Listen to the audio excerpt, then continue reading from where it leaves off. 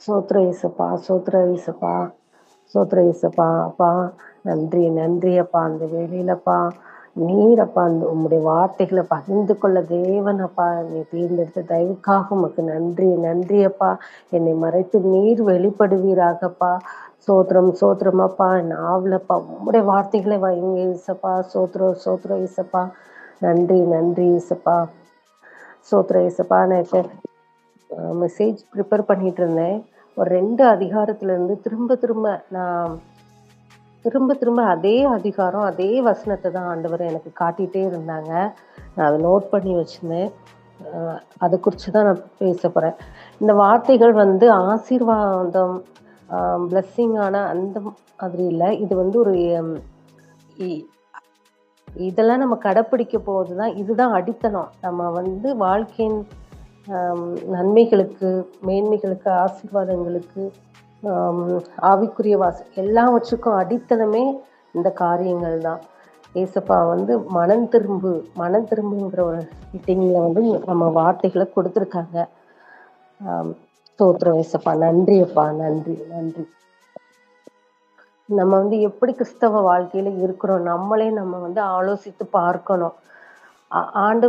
ஆண்டவர போல இமிட்டேஷன், கர்த்தருக்குரிய காரியங்கள நம்ம இமிட்டேஷன், கர்த்தர போல நம்ம வாழணும். அது நம்ம நெறைய காரியங்கள முடியாது.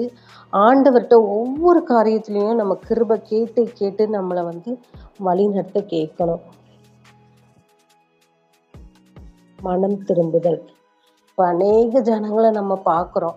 கர்த்தருக்குள்ள உறுதியா இருக்கிறாங்க. இப்போ யாருக்கான இந்த வசனம்னா, நம்ம தேவன் அன்ப ருசி பார்த்துட்டு, தேவன் பிள்ளையா இருந்து, உலக பிரியமான காரியங்கள நோக்கி போகிற, கர்த்தர விட்டு பின்வாங்குற பிள்ளைகளுக்கு கர்த்தர் கொடுக்கிற எச்சரிப்பின் வார்த்தைகளாக தான், மனம் திரும்புதலின் வார்த்தைகளாக தான் இந்த வார்த்தைகள் இருக்கு. நம்ம அத குறிச்சு பார்ப்போம். எரேமியா 15ஆம் அதிகாரம்.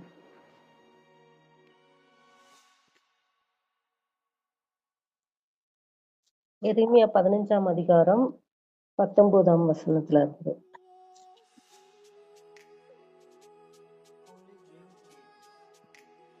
நீ திரும்பினால் நான் உன்னை திரும்ப சீர்படுத்துவேன். என் முகத்துக்கு முன்பாக நிலைத்தும் இருப்பாய்.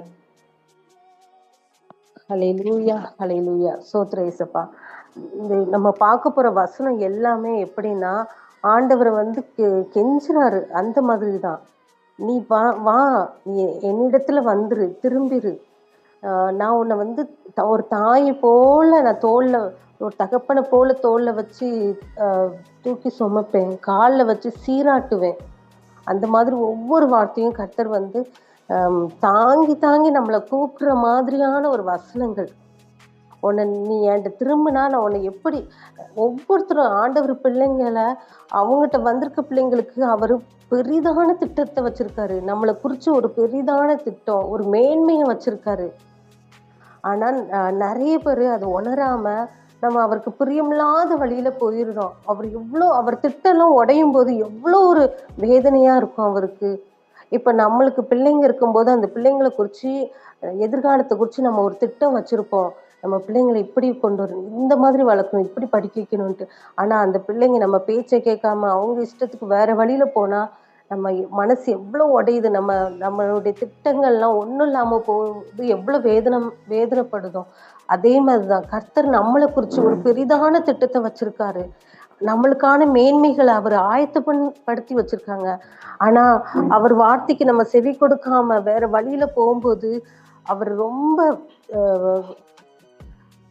வருத்தப்படுறாரு, கோவப்படுறாரு. அந்த வசனங்கள் நம்ம போய் பார்ப்போம்.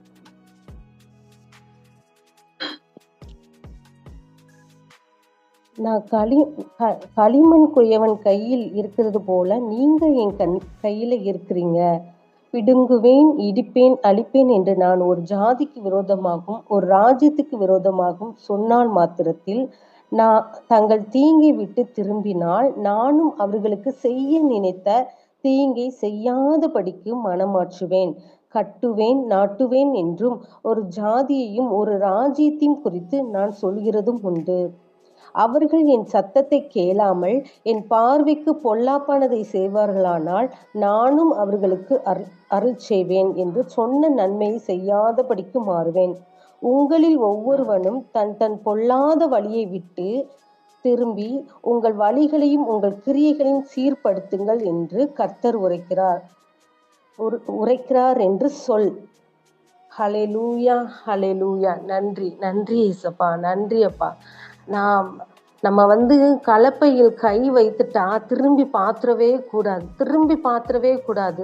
ஆண்டவரை பிடிச்சிட்டா, ஆண்டவரை உண்மையா ருசி பார்த்த பிள்ளைங்க எத்தனை சோதனை வரட்டும், என்ன பாவங்கள் நெருங்கட்டும், நம்மளால முடியாது. அவரை துக்கப்படுத்த மனசு வர, அவரோட அன்பை ருசி பார்த்தவங்க எத்தனை கோடி கொடுத்தாலும் அவரை விட்டு பின்வாங்கி போகவே முடியாது. ஹalleluya, சோத்திரம் இயேசப்பா. நம்ம கர்த்தரோடு இருக்கிறோம். நிறைய பேர் பார்க்குறேன், என் லைஃப்லேயும் நிறைய பேர் பார்த்துருக்கேன். நம்ம ஆண்டவருக்குள்ளே இருக்கோம். நம்ம இப்போ ப்ரேயர் பண்ணுறோம், சர்ச்சுக்கு போகிறோம், அந்த நேரத்தில் ஆண்டவரை ரொம்ப தேடுறோம். ஆனால் உலகத்துக்குள்ளே போகும்போது, ஆஃபீஸ் வேலையோ வேற உலக காரியமான உலகத்துக்கு போகும்போது அங்கே உள்ள ஃப்ரெண்ட்ஸு நம்ம கூட இருக்கிறவங்கள அவங்க விருப்பத்துக்கு ஏற்று நிறைய டைம் நம்ம சிந்தை மாறிடும். அப்போ உலகத்துக்குள்ளே போகும்போது உலகப்பிரியமான காரியங்கள் நம்மளை நெருக்கும். அந்த நேரத்துலையும் நம்மளை காத்து கொள்ளணும். நம்ம இருளுக்கும் வெளிச்சத்திற்கும் சம்மந்தம் கிடையாது. இருளுக்கும் வெளிச்சத்திற்கும் சம்மந்தம் கிடையாது. கனி கொடுக்குற மரமாக தான் நம்ம இருக்கணும். கிறிஸ்தவ வாழ்க்கை அப்படிதான். நம்ம கனி கொடுக்குறவளா இருக்கணும். நம்மளுக்கு சோதனை வராதுன்னு இல்லை. மனசுல சிந்தையில நிறைய போராட்டங்கள், உலகப்பிரியமான வாழ்க்கையில நம்ம ஒரு சேச்சில ஒரு பாவம் நிறைந்த ஒரு உலகத்துல தான் வாழ்ந்துட்டு இருக்கோம். நம்ம கரைப்படாதுன்னு இல்லை, நம்மளை நிறைய காரியங்கள் நெருங்கும். இருந்தாலும் நம்ம சுத்திகரிக்கணும். டெய்லி அப்பா பாதத்துல இயேசுப்பா என்னை கழுவிருங்கப்பா, இனிமேல் இந்த மாதிரியான காரியங்கள் வரக்கூடாதுன்னு கழுவணும். நம்ம கரைப்படாம நம்ம உலகத்துல வாழும்போது எந்த இதுவும் அணுகாம வாழ முடியாதுன்னு சொல்ல முடியாது. ஆனா கர்த்தருக்குள்ள நம்ம கிருபையை கேட்கணும். இயேசுப்பா, எனக்கு இந்த மாதிரியான சிந்தனைகள் வருது, இந்த மாதிரியான பாதையில நான் போறேன், என்னை ஒப்பு கொடுக்குறேன்ப்பா, நீங்க என்னை வழி நடத்துங்க, என்னை கழுவிருங்க, உங்க ரத்தத்துக்குள்ள ஒப்பு கொடுக்குறேன்னு நம்ம சொல்லி நீங்கும்போது ஒவ்வொரு நாளும் அந்த சுபாவங்கள்ல இருந்து, அந்த பாவங்கள்ல இருந்து நமக்கு நிச்சயமாக விடுதலை உண்டு. நம்ம இப்படி அவர்கிட்ட கிருபை கேட்காம அந்த உலகம் போற வழியில நம்ம போகவே கூடாது. ஏன்னா நம்மளை பிரித்து எடுத்திருக்கிறார் கர்த்தர் நம்மளை பிரித்து எடுத்திருக்கிறார். அவருடைய பிள்ளையா பிரித்து எடுக்கிறார். கிறிஸ்தவ வாழ்க்கையில ரூல்ஸ் அண்ட் ரெகுலேஷன் கண்டிப்பா உண்டு. நம்ம மனம் போற போக்குல நம்ம போகவே கூடாது. நமக்குண்டு ஒரு கண்ட்ரோல், ஆண்டவருக்குள் நம்ம நம்ம ஜீவனுள்ள தேவனை ஆராதிக்கிறோம். அவர் பரிசுத்தமான தேவன். அவருக்கு பிரியமில்லாத, அவரை துக்கப்படுத்துகிற எந்த காரியத்துக்கும் நம்ம செவி கொடுக்க கூடாது. ஹல்லேலூயா, சோத்திரம். உலகத்துலதான் வாழ்றோம். நம்ம அப்படி எந்த தீங்கும் அணுகாம நம்ம வாழ முடியாது. சாத்தான் விடவும் மாட்டான். அநேக கன்னிகளை, கிறிஸ்தவ பிள்ளைகள், ஆண்டவரை நெருங்குற பிள்ளைங்க மேலதான் கல்லை வீசுவான். கனி உள்ள மரத்துலதான் கல் வீசப்படும். ஆண்டவர்கிட்ட அனுதினமும் கேட்கணும், அப்பா உலகத்துக்குள்ள போறேன்ப்பா, என்னை பார்த்துக்கோங்க, பாவம் தொட்டுறக்கூடாது, தீங்கு தொட்டுறக்கூடாது, உங்களுக்கு பிரியமில்லாத வார்த்தைகளை பேசிடக்கூடாது, உங்களுக்கு பிரியமில்லாத காரியங்களை செஞ்சிருக்கோம். அனுதினம் அவர்கிட்ட கிருபை கேட்டு நடக்கணும். வாழ்க்கை போராட்டம், நல்லதோர் போராட்டம் போராடினேன், ஓட்டத்தை முடித்தேன். அந்த மாதிரி நம்ம சொல்லணும் ஆண்டவர்கிட்ட. நம்ம போகிற பாதை நம்ம ஒரு ஓட்டப்பந்தயத்துல ஓடுற மாதிரி தான். லக்கை நோக்கி ஓடணும். பக்கத்துல அநேக சோதனைகள் வரும் ஓடும்போது. ஆனா எதையுமே நோக்கி பார்க்காம ஆண்டவரை நோக்கி பார்க்கணும். நான் இப்போ நாங்கள் ஒரு ப்ரேயர், என் ஃப்ரெண்ட்ஸ் எல்லாரும் நாங்கள் ஒரு ப்ரேயர் குரூப்பில் ப்ரேயர் பண்ணிட்டு இருந்தோம். அப்போ அவள் ஹிந்து தான் அந்த பொண்ணு. ஆனால் ஆண்டவரை நேசித்து ஆண்டவருக்குள்ள வைராக்கியமாக வந்துட்டு இருந்தா. அப்போ அவளுக்கு ஒரு சோதனை குடும்பத்தில். அப்போ ஆண்டவர் உடனே நமக்கு ஆசீர்வாதங்களை நம்ம கேட்குற சில டைம் செய்வாங்க, சில டைமுக்கு அதுதான் ஒரு குறிச்ச நேரம் வச்சிருப்பாரு, அப்பதான் அது தருவாரு. அது உடனேலாம் தரமாட்டாங்க. சில காரியத்தை உடனே தருவாங்க. அப்போ நிறைய சோதனைகள் பாடுகள் மத்தியில நம்மளை நடத்துவாங்க. ஆண்டவர் நடத்துற பாதை கரடு மரடான குறுகலான பாதையா தான் இருக்கும். ஆனா அவர் ஜெயத்தை கொடுக்கிற தேவனா இருக்கிறாரு. அந்த பொண்ணு கேட்டுட்டே இருந்தா. ஆனா அவளுக்கு இந்த காரியம் நடக்கிற மாதிரி இல்ல. ஆனா இன்னொரு நபர் வந்து சொல்லியிருக்காங்க, "நீ இந்த மாதிரி இந்த ம் அ பூஸ் அ இந்த மாதிரி போய் பரிகாரம் பண்ணு. இந்த மாதிரி நீ பண்ணு உனக்கு நடக்கும்ன்ட்டு." அப்போ அவ வந்து யோசிக்கா.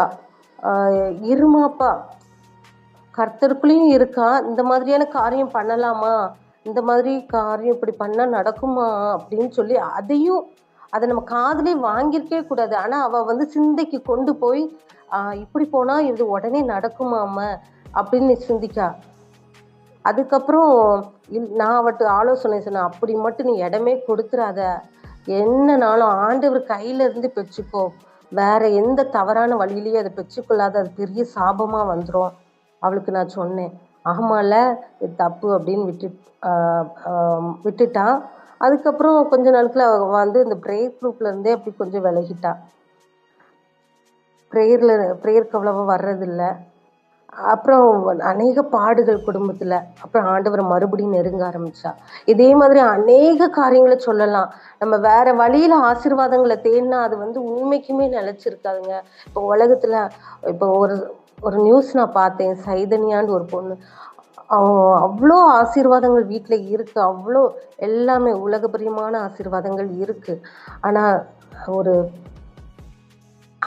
அந்த ரட்சிப்பின் அனுபவம் அந்த பொண்ணுக்கு இருந்துச்சுன்னா, கண்டிப்பா இப்படி ஒரு முடிவ அந்த பொண்ணு எடுத்திருக்கவே கூடாது. ஒரு ரட்சிப்பின் வார்த்தை யார் மூலமா அது ஃப்ரெண்ட்ஸ் மூலம் யார் மூலியமாவது அவளுக்கு கிடைச்சிருந்தா கூட, அவ வாழ்ந்துரலாம். கர்த்தர் இருக்காருன்ற ஒரு நம்பிக்கை இல்லாம தான் அந்த பொண்ணு இது இதா இருந்துச்சு. ஆண்டவர் கொடுக்கிற ஆசீர்வாதம் என்னைக்குமே நிலைச்சு தான் இருக்கும். நம்ம வந்து உலகத்திற்கு வெளிச்சமா தான் இருக்கணும். ஆண்டவர் நம்மள தேர்ந்தெடுத்தது சும்மா நம்மள ஆசீர்வதிச்சு நம்ம பரலோகத்துக்கு கூட்டிட்டு போகுது மட்டும் அல்ல. நம்ம கூட இருக்கிறவங்களுக்கு வெளிச்சமா இருக்கணும். அதுக்கு தான் நம்மள ரட்சித்திருக்காரு. உங்கட்ட ஒருத்தவங்க வந்து ஒரு காரியங்கள சொல்றாங்களா? ஒரு கஷ்டங்கள சொல்றாங்களா? நம்ம அவங்களுக்கு வெளிச்சமா ஆண்டவர் தான் சொல்ல வைக்கிறாரு. அவங்களுக்கு பாதைய காட்டணும். நம்ம வெளிச்சமா இருக்கணும். உலகத்துக்கு வெளிச்சமா இருக்கணுங்க. இந்த மாதிரி ஒரு இந்த பொண்ணு மாதிரி யாராவது ஒரு இருதயத்துல தவறான எண்ணத்துல இருந்துட்டு இருக்கலாம். உலகத்தை வெறுத்து நம்பிக்கையற்று இருக்கலாம். ஆனா தேவனுடைய வார்த்தைகள் உங்க வாயில இருக்கு. உங்க இருதயத்துல இருக்கு. அவரோட அன்பு ருசி பார்த்த பிள்ளைகளா நாங்க ஒவ்வொருவரும் நம்ம இருக்கிறோம். அப்போ வெளிச்சமா இருக்கிறோம். அந்த வெளிச்சத்த அவங்கட்ட பகிர்ந்து கொள்ளணும். அவங்க வாழ்க்கையில வெளிச்சம் வரணும். இருள் வந்து எப்படின்னா ஆழம் உள்ளதும், கரடு முரடும் உள்ளதும், வெறுமை உள்ளதுமா இருக்கு. நம்ம அந்த இருள போக்கணும். வெளிச்சத்த கொடுக்கிறவங்களா, அநேகருக்கு வெளிச்சத்த கொடுக்கிற பிள்ளைகளா இருக்கணும். தொடர்ந்து வாசிக்கலாம் வசனத்த. எரேமியா 17ஆம் அதிகாரம் 5 to 5ஆம் வசனத்திலிருந்து 10ஆம் வசனம் வரை. கர்த்தர் மேல் நம்பிக்கை வைத்து கர்த்தரை தன் நம்பிக்கையாக கொண்டிருக்கிற மனுஷன் பாக்கியவான். அவன் தண்ணீரண்டையில் நாட்டப்பட்டதும், கால்வாய் ஓரமாய் தன் வேர்களை விடுகிறதும், உஷ்ணம் வருகிறதைக் காணாமல் இலை பச்சையாயிருக்கிறதும், மழை தாழ்ச்சியான வருஷத்திலும் வருத்தமின்றி தப்பாமல் கனி கொடுக்கிறதுமான மரத்தை போல் இருப்பான். எல்லாவற்றையும் பார்க்கிலும் இருதயமே திருக்குள்ளதும் மகா கேடுள்ளதுமாயிருக்கிறது. அதை அறியத்தக்கவன் யார்? ஹல்லேலூயா, ஹல்லேலூயா. ஸ்தோத்திரம் இயேசப்பா. கர்த்தர் மேல் நம்பிக்கையா இருக்கிற மனுஷன் பாக்கியவான். என்னதான் நடக்கட்டும், நம்ம நினைச்ச காரியம் நடக்கலனாலும் பரவாயில்ல. கர்த்தரை ஏசப்பா நான் உங்களை நம்புறேன்ப்பா. பரவாயில்லப்பா, ஒண்ணுமே இல்ல. எல்லாமே தோல்வியா தான் இருக்கு. எல்லாம் நஷ்டமா தான் இருக்கு. பரவாயில்லப்பா, நான் உங்களை நம்புறேன்ப்பா. என் நம்பிக்கை வானத்தையும் பூமியும் படைத்த சர்வ வல்லமையுள்ள தேவனிடத்துல இருக்கு. நான் வெட்கப்பட்டு போக மாட்டேன்னு எனக்கு தெரியும்ப்பா. நீங்க பார்த்துக்கிடுங்க. அந்த நம்பிக்கைய அவர் மேல வைக்கும்போது, அவர் இறங்கி வந்து காரியத்த நடப்பிக்கிற தேவனா இருக்கிறாரு. என்ன சோதனை வரட்டும், பின்வாங்கி மட்டும் போயிடக்கூடாது. எனக்கு என் ஃப்ரெண்ட்ஸ் நாங்க ப்ரேயர் பண்ற குரூப்ல என் ஃப்ரெண்ட் அவ நல்ல ஆவிக்குரிய பொண்ணு. நாங்க காலேஜ் படிக்கும்போதே இருந்து ப்ரேயர் செல் ஆரம்பிப்பா. எங்கள ப்ரேயர்ல வச்சு எங்கள ப்ரேயர் பண்ண எங்களுக்கு ஊக்குவிப்பா. அப்படி ஒருப்பட்ட பொண்ணு. அவங்க தம்பி ரட்சிக்கப்படல. தம்பி ஒய்ஃபு அந்த ப்ரேயருக்கு வந்துட்டு இருந்தா. அந்த பொண்ணு ஹிந்து ஃபேமிலில இருந்து வந்த பொண்ணு. ஆனா நல்லா ப்ரேயர் பண்ணுவா. அவங்க அவ வந்து நல்ல தரிசனம்லாம் குடுத்தாங்க ஆண்டவர். நல்ல ப்ரேயர் பண்ணுவா, வொர்ஷிப் பண்ணுவா. திடீர்னு அவங்க பொண்ணு ஏஜ் அட்டெண்ட் பண்ணாங்க. அவங்க அம்மா வந்து ஜாதகம் பார்க்கணும். அம் ஜாதகம் பார்க்கணும், இந்த மாதிரி காரியம் பண்ணணும், இந்த ஏற்பாடுகள்லாம் பண்ணணும் அப்டின்னால, அப்படி அவங்க அம்மா என்னென்ன பாதையில சொல்றாங்களோ, அது எல்லாமே அவங்க அம்மா விருப்பத்துக்கு ஏத்த அவ செஞ்சா. அப்ப என் ஃப்ரெண்டு வந்து அவட்ட சொல்லியிருக்கா, "அ இப்ப தயவு செய்து வேண்டாம். இதெல்லாம் தப்பு. ஆண்டவருக்கு பிரியமில்லாத காரியம். நீ இப்படிலாம் பண்ணாத. சினிமா பாட்டு போடுற, அ ஜாதகம் பார்க்குற இதெல்லாம்." அண்ணி என்ன சொல்றீங்க? எங்க அம்மா சொல்றாங்க. எங்க அம்மா பேச்ச கேட்காம இருக்க முடியுமா? இதெல்லாம் பார்க்கணும்ல அண்ணி. இதெல்லாம் அப்படின்ட்டு அவ அவ அந்த மாதிரி பேசா. ஆண்டவருக்குள்ள இருந்தும் நெறைய அறியாம ஆண்டவருக்கு பிரியமில்லாத காரியத்த, உலக பிரியமான காரியத்த செஞ்சா. என் ஃப்ரெண்டு என்ட்ட வந்து அப்படியே பொலம்புனா. இந்த மாதிரி பண்றா எனக்கு வேதனையா இருக்குன்ட்டு. "நீ பேசு உஷா, நீயாவது பேசு" அப்படின்ட்டு. நான் அவட்ட ஃபோன் பண்ணி அவ்ளோ இது "இதெல்லாம் தப்பு. நீ வந்து இப்படிலாம் ஆர்சி சர்ச்சுக்குலாம் போனியா? ம் மாதா அவங்கள அந்த சர்ச்சுக்குலாம் போனியா? இப்படிலாம் சொன்னா என்ட்ட. இப்படி கஷ்டமா இருக்கு. ஏன் இப்படி பண்றேன்னு கேட்டேன். "இல்ல இல்லக்கா, நான் ஆண்டவர நேசிக்கிறேன். ஆண்டவர விட்டுலாம் நான் பின்வாங்கல. என் கணவருக்கு எது பிடிக்கோ நான் அதுல தானே நடக்க முடியும். எங்க அம்மா, அப்பா சொல்ற வழியில அவங்க தானக்கா முக்கியம். என்ன வளர்த்தவங்க" அப்படின்னா. நம்ம எதுக்கு பெற்றோர்களுக்கு கீழ்ப்படியணுமோ, அதுக்கு கீழ்ப்படியணும். பைபிள்ல வசனமே இருக்கு. ஆண்டவர் கர்த்தருக்குள் பிள்ளைகளே நீங்கள் உங்கள் பெற்றோருக்கு கீழ்ப்படியுங்கள் தான் இருக்கு. கர்த்தருக்குள்ள தான் கீழ்ப்படியணும். கர்த்தருக்குள் உங்கள் பெற்றோர்களுக்கு கீழ்ப்படியுங்கள் இருக்கு.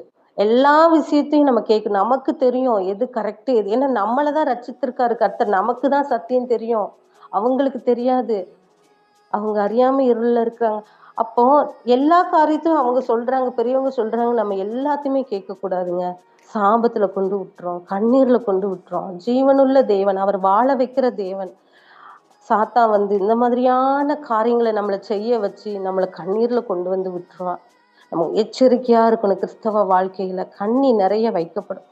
அந்த பொண்ணுட்ட எவ்வளவோ நானும் பேசி சொன்னேன். இப்ப ஆண்டவர பிடிச்சுக்கோ. இந்த மாதிரியான காரியம் அவ வந்து அத மழுப்ப தான் பார்த்தாளே தவிர, ஆமாக்கா நீங்க சொல்றது கரெக்ட் தான். இந்த மாதிரி காரியம்லாம் பண்ணக்கூடாது அப்படின்னு அவளுக்கு தெரியல. ஆனா அவ சொன்னா, எங்க பொண்ணு ஏஜ் அட்டெண்ட் பண்ணதுக்கப்புறம் நெறைய சோதனை, வீட்ல நெறைய பிரச்சனை. என் கணவருக்கு எனக்கும் நெறைய பிரச்சனை வந்துட்டு தான் இருக்கு அப்படின்னு தான் சொன்னா. ஆனா மனம் மாறுத மாதிரி தெரியல. அப்புறம் ஒரு 3 மாசத்துல ஒரு விஷயம் கேள்விப்படுறேன். அவங்க கணவர் வந்து தண்ணி அ யாரோ தண்ணிக்குள்ள விழுந்துட்டாங்கன்ட்டு தூக்க போம்போது, இவங்களும் அந்த சுழிக்குள்ள மாட்டி, ஒரு 4 பேர்கிட்ட மாட்டிட்டாங்க. ஹாஸ்பிட்டல் ஐசியூல 4 நாள் வச்சிருந்தாங்க. அதுக்கப்புறம் இறந்தே போயிட்டாங்க. என் ஃப்ரெண்டோட தம்பி இறந்தே போயிட்டாங்க.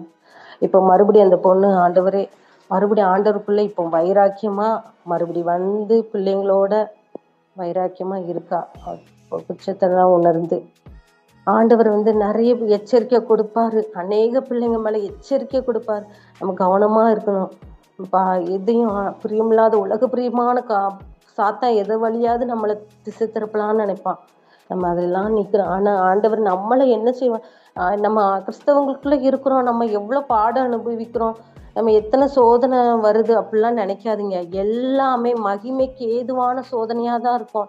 எல்லாமே மேன்மைக்கு ஏதுவான கஷ்டங்களா தான் இருக்கும். ஆண்டவர் கொடுக்கிற ஆசீர்வாதங்கள அவர் கொடுக்கிறது நிலையானதா இருக்கும். அவர் மேலும் சோதனையை கூட்ட மாட்டார். நம்ம திராணிக்கு ஏற்ற சோதனையை தான் அவர் கொடுப்பார். ஏசாயா 48ஆம் அதிகாரத்துல 10ஆம் வசனத்துல இருந்து பார்ப்போம். இதோ உன்னை புடமிட்டேன், ஆனாலும் வெள்ளிய போலல்ல. உபத்திரத்தின் குகையிலே உன்னை தெரிந்து கொண்டேன். என் நிமித்தமே அப்படி செய்வேன். என் நாமத்தின் பரிசுத்தம் எப்படி குலைக்கப்படலாம்? என் மகிமையை நான் வேறொருக்கு கொடேன். யாக்கோப்பே, நான் அழைக்கிற இஸ்ரவேலே, எனக்கு செவி கொடு. நான் அவரே, நான் முந்தினவரும் நான் பிந்தினவருமாமே. 14ஆவது வசனம். நீங்க எல்லாரும் கூடி வந்து கேளுங்கள். கர்த்தருக்கு பிரியமானவன் அவருக்கு சித்தமானதை பாபிலோனில் செய்வான். நான் அவனை அழைத்தேன், நான் அவனை வரப்பண்ணினேன், அவன் வழி வாய்க்கும். ஹல்லேலூயா. ஸ்தோத்திரம் இயேசப்பா. தேவன் எப்படி கர்த்தர் அப்படி விட்டுற மாட்டாரு. சரி வழி மாறி போயிட்டா அப்படின்னு விட்டுற மாட்டாரு. அவர் நம்மளை புடமிட்டு தூக்கி எடுப்பாரு. நம்மளை யாருக்கும் விட்டு கொடுக்க மாட்டாரு. என் பரிசுத்தத்தை நான் எப்படி கொலைக்க பண்ணுவேன், என் மகிமையை வேறொருக்கு எப்படி விட்டு கொடுப்பேன் அப்படிதான் சொல்லுவார். அவர் எப்படினாலும் தூக்கி எடுத்துருவாரு. நம்ம ஒரு வாட்டி வலையில நம்ம மாட்டும் போதே ஆண்டவருக்குள்ள வந்துருன்னு, மறுபடி நம்ம வலையை விட்டு கீழே விழுந்துட்டுன்னா அவர் தூண்டில் போட்டு எடுக்கும்போது நமக்கு தான் காயம் அதிகமா படும். அதனால நம்ம மறுபடி விழுந்து எந்திக்காதபடி நம்ம எச்சரிக்கையா இருக்கணும். ஸ்தோத்திரம் இயேசுப்பா. மனமா இருக்கணும். ஏதாவது ஒரு விஷயத்துல தேவனுக்கு பிரியமில்லாத காரியத்துல நம்ம நுழைஞ்சனா நம்ம எடுக்கணும். நான் ஆண்டவருக்குள்ள அவ்வளோ வைராக்கியமா ஸ்டார்டிங் இருந்தேன்.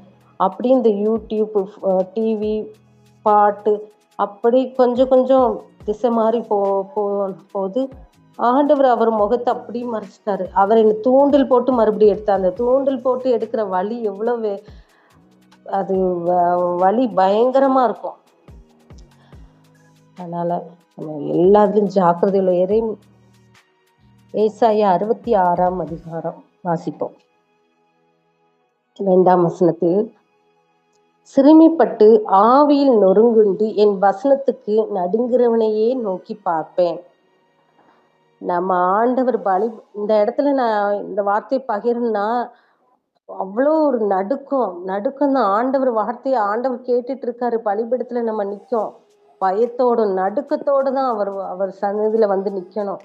நம்ம துணிகரமா எந்த பாவத்தை செஞ்சு நிக்கணும் நின்றக்கூடாது.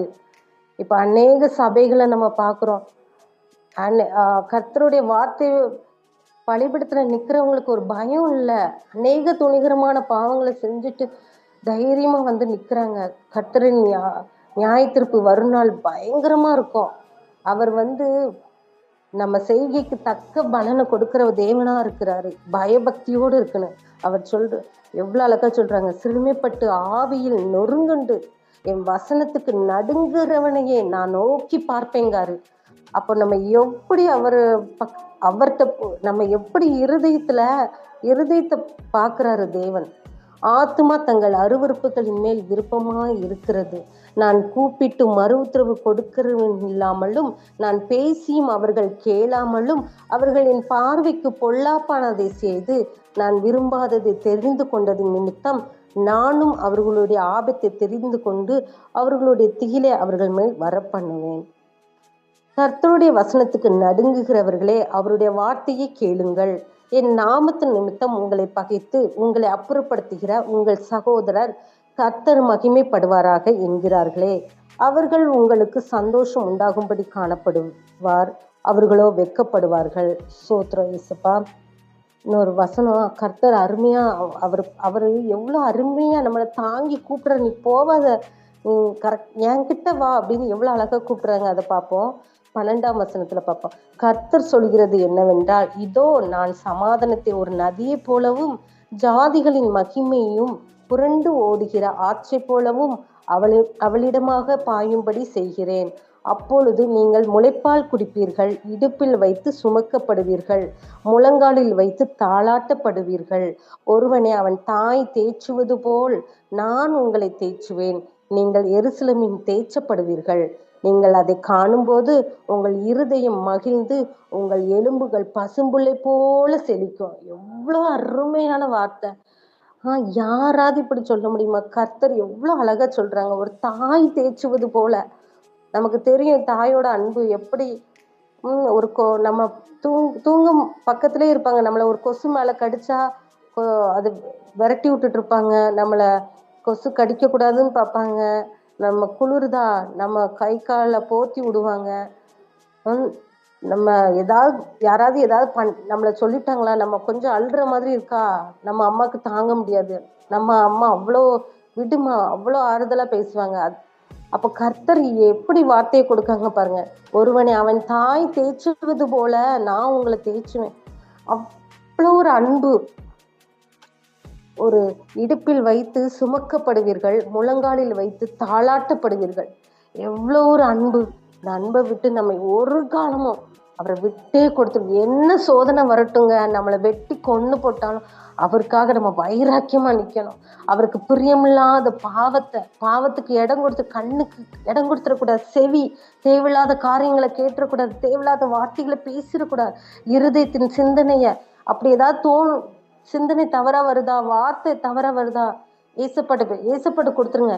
ஏசப்பா, என்னால கண்ட்ரோல் பண்ண முடியல, என் இருதயத்தை கழுவிருங்க, உங்க ரத்தத்துக்குள்ள ஒப்பு கொடு, என் வாயை உங்களுடைய ரத்தத்துக்குள்ள ஒப்பு கொடுக்குறேன். அவர்கிட்ட கொடுத்து கொடுத்து அவர் சீர்படுத்திட்டே வருவாரு. நம்ம துணிகரமான வழியில செல்லாதபடி அவருடைய கிருபையை கேட்போம். அவர் நம்மளை தாய் தேய்ச்சுவது போல அவ்வளோ நீர்ப்பாய்ச்சலான தோட்டத்தை போல வச்சாது நீருச்ச அவ்வளோ ஆசீர்வாதத்தை நமக்காக வச்சிருக்காரு. அவர் ஏங்குறாரு, என் பிள்ளைக்கு நம்ம செவி கொடுக்காம போறோம், ஆனா அவர் ஏங்குறாரு. இந்த மாதிரியான ஆசீர்வாதத்தை உனக்கு ஏற்பாடு பண்ணி வச்சிருக்கேன், நீ தவறான வழியில போவாதமான்ட்டு ஏங்குறவரா இருக்கிறாரு. நம்ம ஒப்பு கொடுப்போம். ஏசப்பா, என்ன சோதனை வரட்டும்ப்பா, உலகத்துக்கு செவி கொடுத்துடக்கூடாது, உலக ஆசைகளுக்கு செவி கொடுத்துடக்கூடாது, கனி கொடுக்குற மரமா இருக்கணும்ப்பா. உண்மை போல கனி கொடுக்குறேன், உங்களை இமிட்டேஷன் பண்ற பிள்ளையா இருக்கணும் ஏசப்பா.